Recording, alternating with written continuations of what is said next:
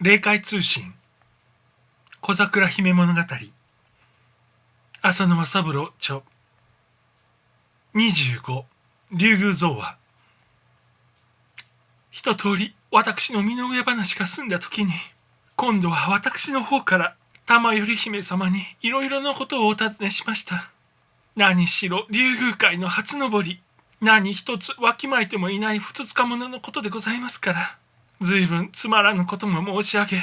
あちらではさぞ少子におぼしめされたことでございましたろう。何をお尋ねしたか今ではもうだいぶ忘れてしまいましたが、見本のつもりで一つ二つ思い出してみることにいたしましょう。真っ先に私がお尋ねしたのは浦島太郎の昔話のことでございました。人間の世界には浦島太郎という人が竜宮へ行って乙姫様のお婿様になったという名高いおとぎ話がございますが、あれは実際あった事柄なのでございましょうか。すると玉頼姫様はほほほとお笑い遊ばしながらこう教えてくださいました。あの昔話が事実そのままでないことは申すまでもなけれど、さりとて全く跡形もないというのではありませぬ。つまり天津棺の巫女彦頬出身の御様が姉君の御婿君にならせられた事実を現世の人たちが漏れ聞いて、あんな不思議な浦島太郎のおとぎ話に作り上げたのでございましょう。最後に出てくる玉手箱の話、あれも事実ではありませぬ。別にこの竜宮に開ければ紫の煙が立ち上る玉手箱と申すようなものはありませぬ。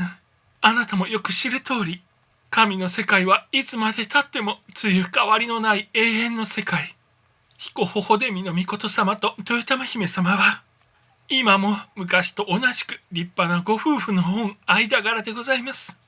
ただ御様には天津棺の大切な御用がおありになるので、めったにご夫婦揃ってこの竜宮界におくつろぎ遊ばすことはありませぬ。現にただいまも御様には何かの御用を帯びてお出ましになられ、乙姫様は一人寂しくお留守を預かっておられます。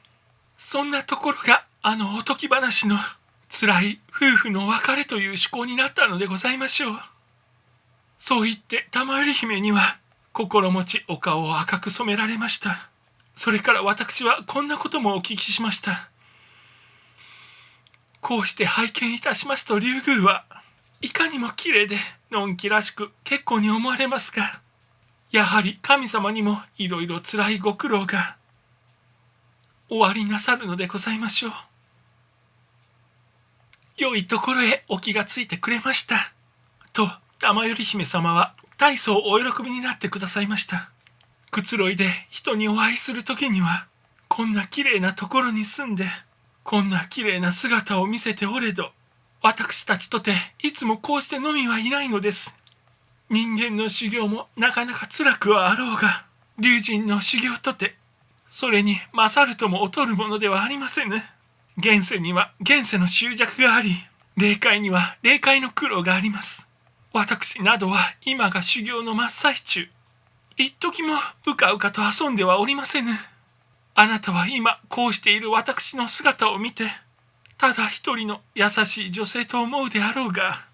実はこれは人間のお客様を迎える時の特別な姿。いつか折があったら、私の本当の姿をお見せすることもありましょう。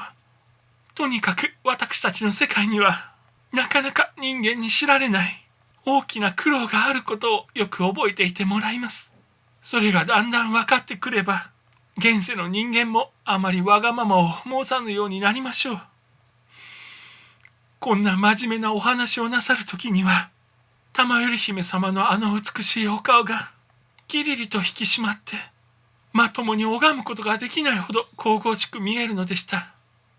私がその日玉頼姫様から伺ったことはまだまだたくさんございますが、それはいつか別の機会にお話しすることにして、ただここでぜひ付け加えておきたいことが一つございます。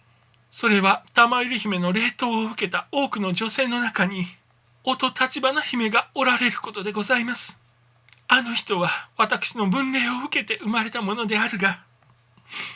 あれが一番名高くなっております。そう言われた時には大層お得意の御模様が見えていました。一通りお聞きしたいことをお聞きしてから、おいとまご用いたしますと、またぜひどうぞ近いうちに。というありがたいお言葉を賜りました。私は心から朗らかな気分になって、再び例の小娘に導かれて玄関に立ち入で、そこからはただ一気に途中を通過して、無事に自分の山の修行場に戻りました。